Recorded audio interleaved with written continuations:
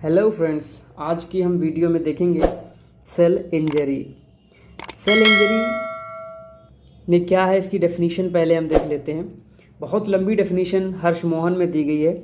आप इसको पढ़ के स्किप मत कीजिए, घबराइए नहीं, आपको पूरी समझ में आएगी। लोग सोचते हैं कि शॉर्टकट मिल जाए, डेफिनीशन छोड़ दें। ये आप यही समझिए तो ही आपके लिए बेहतर होगा। Functional and morphological effects of a variety of stresses on cell from various etiologic agents which results in changes in its internal and external environment। ये क्या कह रहा है कि एक सेल के ऊपर, कोई एक सेल है, उसके ऊपर अलग अलग तरह के एजेंट्स के ज़रिए। अब ये एजेंट्स क्या क्या हो सकते हैं, एजेंट्स आप आगे पढ़ेंगे इसकी जब इटियोलॉजी। अभी बता दे रहा हूँ मैं आपको। मैकेनिकल ट्रामा हो सकता है, थर्मल ट्रामा हो सकता है, इलेक्ट्रिसिटी हो सकती है इसके लिए जिम्मेदार, रोड एक्सीडेंट हो सकता है, रेडिएशन हो सकता है कोई माइक्रोबियल एजेंट हो, या कोई केमिकल टॉक्सिन हो, या कोई स्ट्रॉन्ग एसिड अल्कली हो। तो इनमें से कोई भी एक एजेंट या सारे एजेंट या कुछ एजेंट्स जब सेल के ऊपर स्ट्रेस का जो इफेक्ट डालते हैं, चाहे वो फंक्शनल इफेक्ट हो या फिर मार्फोलॉजिकल इफेक्ट है। फंक्शनल क्या होता है, उसके फंक्शन में डिस्टर्बेंस कर देते हैं, या फिर उसके मार्फोलॉजी में इफेक्ट। मार्फोलॉजी में जैसे आपने कोई मैकेनिकल ट्रामा लगाया तो सेल क्या होगा, उसका जो मार्फोलॉजिकल स्ट्रक्चर होगा वो चेंज हो जाएगा। तो इन एजेंट्स के ज़रिए सेल के ऊपर जो स्ट्रेस पड़ रहा है, उस स्ट्रेस के नतीजे में क्या होता है, उसका इंटरनल और उसका एक्सटर्नल इन्वायरमेंट क्या हो जाता है, चेंज हो जाता है। इसी को हम सेल इंजरी कहते हैं, इसी को हम सेल इंजरी कहते हैं। अब हम देखते हैं इंजरी के रिस्पांस में सेल क्या करता है। जब सेल के ऊपर कोई इंजरी होती है तो वो क्या करता है, 3 काम करेगा वो। या तो अडेप्ट कर लेगा अपने आप को, या तो फिर रिवर्सिबल सेल इंजरी उसमें हो जाएगी, या इरिवर्सिबल सेल इंजरी हो गई। अडेप्टेशन का कब उसके ऊपर कब कर लेगा, ये कब होता है, जब किसी सेल की फंक्शनल डिमांड घटा दी जाए या फिर बढ़ा दी जाए नॉर्मल से।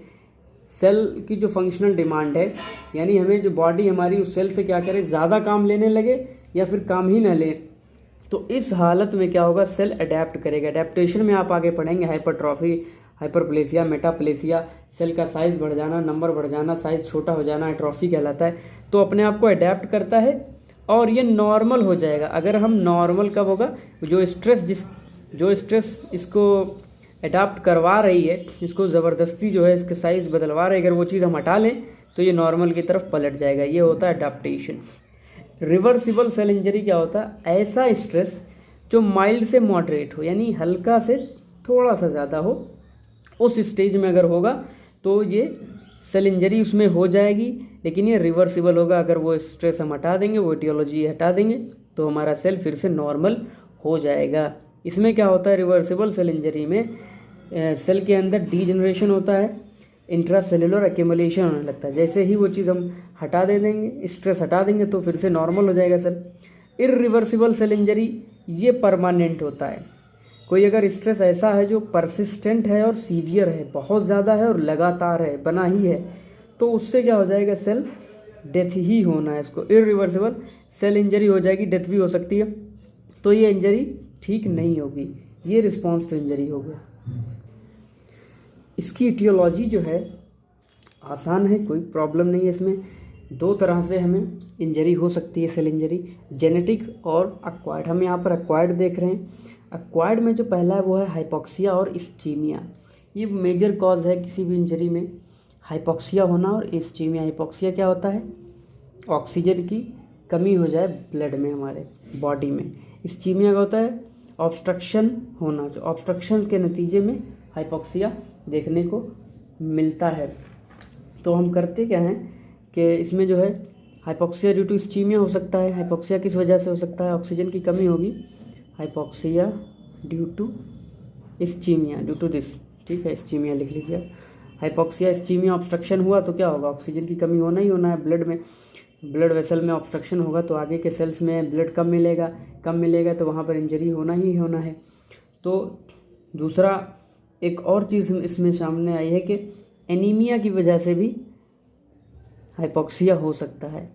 एनीमिया में क्या होता है, हीमोग्लोबिन कम हो जाता है। हीमोग्लोबिन कम होगा, ऑक्सीजन का जो परसेंटेज है बॉडी में जो उसका ले जाना है वो कम हो जाएगा, तो टिश्यूज़ तक ऑक्सीजन नहीं पहुंचेगा, तो इससे भी सेल इंजरी हो जाएगा। इसमें कार्बन मोनोऑक्साइड पॉइजनिंग हो सकता है, दूसरी बीमारियां भी शामिल हैं जैसे लंग्स डिजीज़ेस हैं, कुछ हार्ट डिजीज़ेस हैं, इनसे भी क्या होता है कि हाइपोक्सिया की कंडीशन डेवलप हो सकती है। फिजिकल एजेंट्स में मैकेनिकल ट्रामा हो सकता है, फिजिकली कुछ चोट लगी है, चाहे वो मैकेनिकल ट्रामा हो, मैकेनिकल ट्रामा में आपका रोड एक्सीडेंट हो सकता है। थर्मल ट्रामा है, हीट और कोल्ड लग गई बहुत ज़्यादा, ठंडी या गर्म, इलेक्ट्रिसिटी के ज़रिए भी हो जाता है, रेडिएशन भी इसके लिए रिस्पॉन्सिबल है। Chemicals and drugs, chemicals and drugs में क्या है कि स्ट्रॉन्ग एसिड्स जो हैं, स्ट्रॉन्ग अल्कलाई हैं, कुछ ड्रग्स भी है इसके अंदर जो उसको सेल इंजरी कॉज कराते हैं, पॉल्यूटेंट्स हैं, इंसेक्टिसाइड हैं, साइनाइड है, ये सब चीज़ें भी हो सकती हैं। माइक्रोब्स में क्या है, बैक्टीरिया, वायरस, फंजाई, आप जानते हैं किस तरह से बॉडी में घुसते हैं और अंदर जाकर के अटैक शुरू करते हैं और सेल में इंजरी करते हैं। पांचवा है न्यूट्रिशनल डिरेंजमेंट्स। न्यूट्रिशनल डिरेंजमेंट्स का मतलब कि जो हमारा लेवल है उससे ज़्यादा मिल जाए बॉडी में या फिर उससे कम मिले बॉडी को। ये दो तरह से हो सकता है, वही बताया, अगर कम हो गया तो डेफिशिएंसी, ज़्यादा हो गया तो एक्सेस। कम होने में क्या क्या है, स्टारवेशन इसी में आता है, भूखमरी जो आप सुना होगा। तो ओवरऑल कम हो जाए, प्रोटीन, कैलोरी और जो कार्बोहाइड्रेट्स, ये सारी चीज़ें अगर बॉडी में नहीं मिल पा रही तो उसको हम स्टारवेशन रखते हैं। और प्रोटीन की कमी हो जाती है, कैलोरी की कमी हो जाती है, मैरस्मस है, क्वाशियोरकर है, इसी में आता है। तो ये डिफिशिएंसी वाली बीमारियां हैं, डिफिशिएंसी से होती है इंजरी। एक्सेस में क्या होता है, एक्सेस में ओबेसिटी हो सकता है, एथेरोस्क्लेरोसिस हो सकता है, हाइपरटेंशन हो सकता है। ओबेसिटी क्या है, फैट का एक्सेस हो गया। हाइपरटेंशन में क्या है, सोडियम लेवल ज़्यादा है।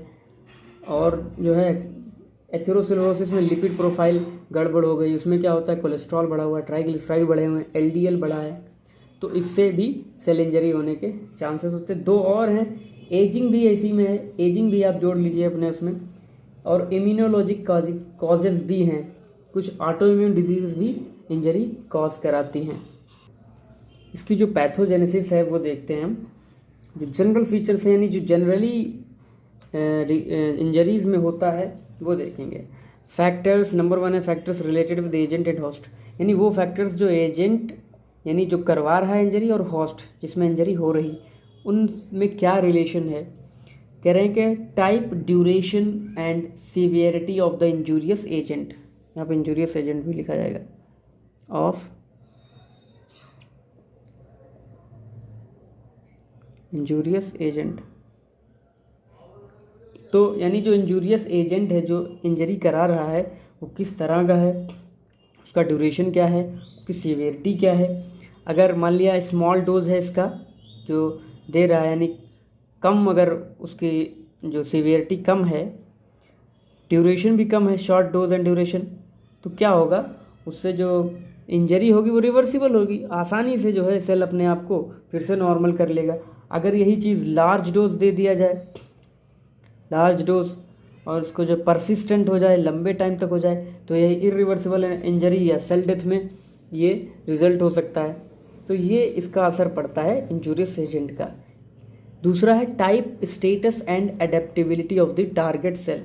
जो टारगेट सेल है जिसमें इंजरी होना है वो किस तरह का है, उसका स्टेटस क्या है, उसकी एडेप्टेबिलिटी कैसी हो रही है, यानी किस टाइप का है। अब एग्जांपल लेते हैं, जैसे कि स्केलेटल मसल है, स्केलेटल मसल ले लें और हम ले लें इधर कार्डियक वर्सेस कार्डियक मसल। अब स्केलेटल मसल पे जो इंजरी पड़ेगी, हाइपोक्सिक इंजरी मान लेते हैं, यानी हाइपोक्सिया वाली, वहाँ पर ऑक्सीजन नहीं पहुँच रहा है ज़्यादा जो जितना चाहिए, तो क्या होगा, ये ज़्यादा देर तक झेल लेगा उस कंडीशन को बनिस्बत कार्डियक सेल्स के। कार्डियक मसल्स जो हैं उसको नहीं ज़्यादा कर पाएंगे। दूसरी चीज़ है स्टेटस भी देखा जाएगा सेल्स का या टिश्यू का या ऑर्गन का, कि उसका न्यूट्रिशनल स्टेटस क्या है, उसको प्रॉपर न्यूट्रिशन अगर मिल रहा है तो बनिस्बत उसके जिसको कम मिल रहा है, तो जिसको कम मिल रहा होगा तो वो जल्दी जो वो हो जाएगा, सेल डेथ की तरफ मूव करेगा। मेटाबॉलिक स्टेटस क्या है, उसमें मेटाबॉलिज्म अगर सही हो रहा है तो ज़्यादा देर तक इंजरी को झेलेगा। Number 2 general mechanisms. कुछ जनरल मैकेनिज़म्स हैं जो सभी इंजरीज़ में होता है, किसी भी तरह की हो। एक चीज़ क्या होती है, माइटोकॉन्ड्रियल डैमेज होगा, माइटोकॉन्ड्रिया का डैमेज होना ही होना है। माइटोकॉन्ड्रिया का डैमेज होते ही क्या होगा, एटीपी का डिप्लीशन हो जाएगा। बॉडी में एटीपी कहाँ बनता है, माइटोकॉन्ड्रिया में बन रहा है, तो एटीपी पावर हाउस भी कहते हैं माइटोकॉन्ड्रिया को। तो एटीपी नहीं बनेगा, तो एटीपी नहीं बनेगा, एनर्जी लॉस, एनर्जी का जो हमें मिलना चाहिए उतनी हमें नहीं मिल पाएगी बॉडी को। सेल मेम्ब्रेन डैमेज हो जाता है, सेल मेम्ब्रेन डैमेज होने की वजह से एक्सचेंज में प्रॉब्लम्स आएंगी। इंजरी में होने से क्या क्या होता है, माइटोकॉन्ड्रियल डैमेज होगा, सेल मेम्ब्रेन डैमेज कर जाएगा, एक्सचेंज करता है ना सेल मेम्ब्रेन अलग अलग तरह की चीज़ों को, मॉलिक्यूल्स को, तो वो एक्सचेंज वहाँ पर उसमें प्रॉब्लम आएगी, दिक्कत आएगी। फिर क्या है, रिलीज ऑफ फ्री रेडिकल्स, जो फ्री ऑक्सीजनेटेड जो ऑक्सीडाइज्ड फ्री रेडिकल्स होंगे वो वहाँ से रिलीज होने लगेंगे, और ये तो टॉक्सिक होते हैं हमारी बॉडी के लिए। चौथा पॉइंट क्या है, decreased protein synthesis and nuclear damage. और क्या होता है सेल इंजरी के होने से, प्रोटीन का सिंथेसिस घट जाता है, प्रोटीन का सिंथेसिस घट जाएगा, और साथ ही साथ न्यूक्लियर जो है डैमेज हो जाएगा, यानी न्यूक्लियस डैमेज कर जाएगा। तीसरा जो पॉइंट है पैथोजेनेसिस के अंडर में वो है मॉर्फोलॉजिक चेंजेस। जो हमारा सेल होगा जिसको इंजरी हुई है उसमें कुछ उसकी मॉर्फोलॉजी में भी चेंज आता है। हमारी हर्षमोहन में एक पॉइंट दिया है कि जो सेल होता है उसमें हाइड्रोपिक स्वेलिंग हो जाती है। हाइड्रोपिक स्वेलिंग क्या होती है, बॉडी के अंदर सेल के अंदर जब इसका सेल मेम्ब्रेन का जो डिस्ट्रॉय हो जाता है, डिस्ट्रक्ट हो जाता है, ख़राब हो जाता है, गड़बड़ी आ जाती है, तो उसकी वजह से क्या होता है, सोडियम इसके अंदर इन्फ्लक्स बढ़ जाता है, इसके अंदर सोडियम ज़्यादा जाने लगता है और पोटेशियम बाहर जाने लगता है। सोडियम जब जहाँ जाता है साथ में वाटर को ले जाता है। आप ध्यान में रखिए, जहाँ जहाँ सोडियम जाएगा वहाँ पानी को लेकर ही जाएगा, तो इसके अंदर पानी इकट्ठा होगा और हाइड्रोपिक स्वेलिंग होगी, जिससे आगे चलकर सेल बस्ट भी हो सकता है। ये डिपेंड करता है कितना सोडियम जा रहा है और सेल इंजरी किस टाइप की है, सीवियरिटी उसकी क्या है, ड्यूरेशन क्या है। फिर है फंक्शनल चेंजेस, सेल में फंक्शनल चेंजेस क्या आएंगे और क्या डिजीज पैदा होगी। Cellular function affected severely, cell के जो फंक्शंस होंगे उसका जो स्ट्रक्चर है वो तो बदल ही गया, साथ ही में फंक्शन भी गड़बड़ाएंगे, फंक्शन रुकेंगे ही रुकेंगे। वहाँ पे अभी देखा था प्रोटीन सिंथेसिस घट रही थी, एटीपी का डिप्लीशन हो रहा था, तो ये सारी चीज़ें आती हैं। उसके नतीजे इसके जो है which results in clinical features, फिर हमें ये सामने किस तरह दिखेगा, साइंस एंड सिम्टम के रूप में पेशेंट में हमें दिखेगा। अगर कोई इंजरी हुई है उसको तो उसका जो साइन होगा, सिम्टम, वही हमें बताएगा कि हाँ इसको प्रॉब्लम है। तो हमारी ये पैथोजेनेसिस कंप्लीट हो गई। बाकी का जो पार्ट है इसका आगे का नेक्स्ट वीडियो में देखेंगे। Thank you.